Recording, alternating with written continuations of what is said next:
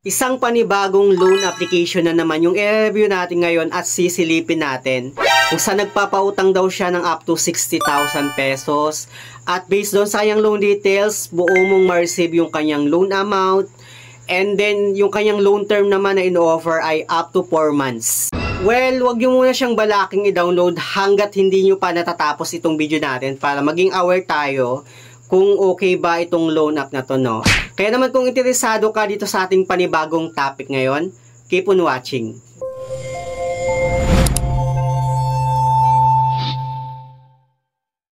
Hello guys, it's Ciel Mariano and welcome back to my YouTube channel.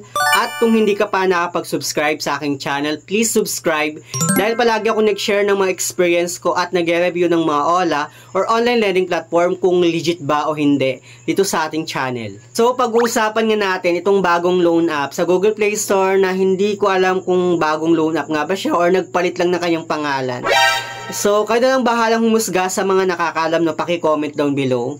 But anyway, itong loan app nga na to, nagpapautang nga daw siya ng up to 60,000 at based sa kanyang loan details, buo mong ma-receive yung loan amount mo sa kanya at yung kanyang loan term payment naman ay 4 months. Huwag na natin itong patagalin, no? Itong loan app na tinutukoy ko nga, itong si Quago Peso Cash Loan App. Hindi ko alam kung bakit Quago yung pinangalan sa kanilang loan app, no? Anyway, ang pangalan ng kanilang company ay Delicia Lending Investor and Trading Corporation.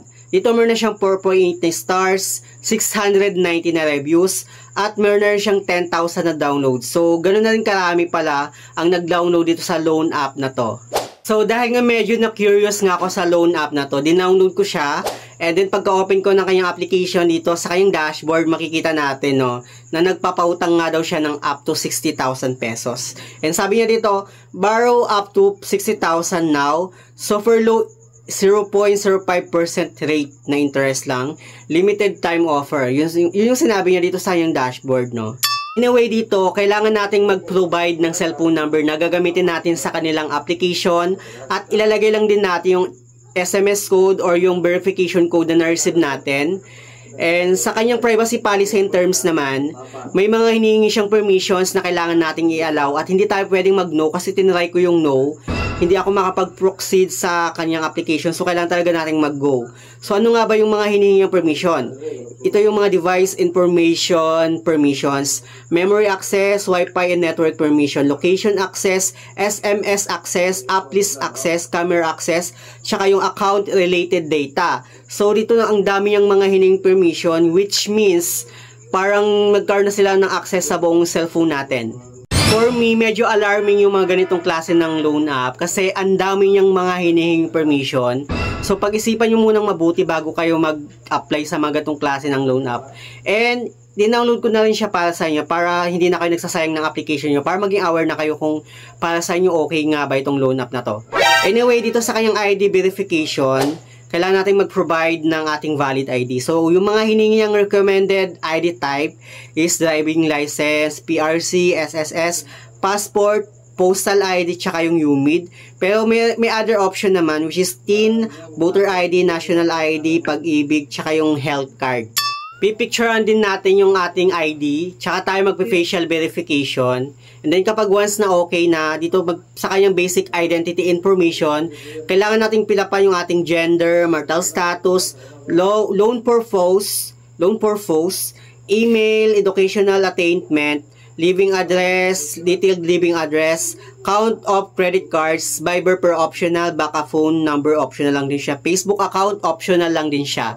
Sa kanyang job information naman, pipilapan natin yung occupation natin, length of employment, company name, office address, detailed office address, company contact number, payday, monthly salary. And then yung mga pwedeng mag-apply sa kanya ay student, police, doctor, government staff, professional, specialist, teacher or teaching staff, OFW, unemployed, self-employed or business owner, factory worker, contract employee, BPO worker, housewife, and others. So, ang daming mga pwedeng mag-apply, even yung mga student pwedeng mag-apply sa kanya. Pero guys, pag-isipan nyo munang mabuti bago kayo mag-apply.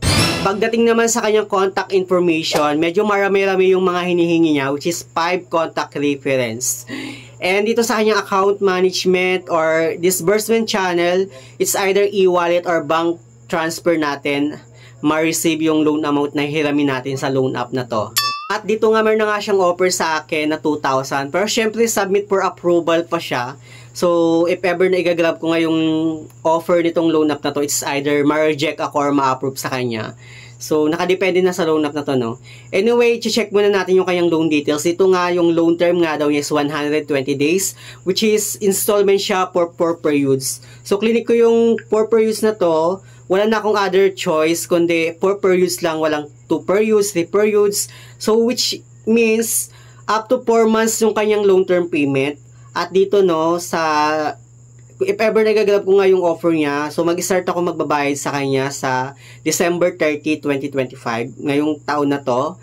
And yung principal niya is 500 pesos at yung interest niya lang is 30 pesos. Ganun lang daw kababa yung interest niya in 1 month. So babayaran ko siya ng hanggang January, February, March. So babayaran ko siya ng hanggang March 30, 2026. So 530 lang din doon. And dito sa kanyang upfront service fee, 0 lang ang nakalagay. So it means is buo ko daw ma-receive yung loan amount ko sa kanya. Actually, tinry kong kinonfirm yung loan offer niya last month. Pero hindi ko alam kung ano nga ba yung result kasi ang nakalagay doon is order stop. So hindi ko sure kung approve ba or reject ako kasi last month nag-exceed na nga yung monthly limit ko kay GCash. So dahil siguro doon kaya nag-order stop siya. Pero ngayon nakapag-decide ako na hindi ko na itutuloy kasi feeling ko talaga hindi legit yung loan details niya. So parang ang alam ko talaga dito is parang 7 days repayment lang yata to, no? So sa mga merong loan dyan kay Quago Peso, paki-comment down below and share your experience yan sa my comment section kung 7 days repayment ba siya, 15 days, or legit nga ba talaga yung kanyang 4 months na installment. Pangalan pa lang nitong loan app na to, parang feeling mo talaga hindi mo siya pagkakatiwalaan, no? Kasi Quago Peso talaga as in all. Pero kung sakali naman, no, i-update ko kayo next year na lang, medyo mabigat pa this month hanggang matatapos itong taon na to. So itatry ko siyang i-confirm next year at kung ma-approve ako, i-review ulit natin siya kung sakali na buhay pa itong loan app na to, ha. So yun lang naman yung gusto kong i-share about dito sa bagong loan app na to.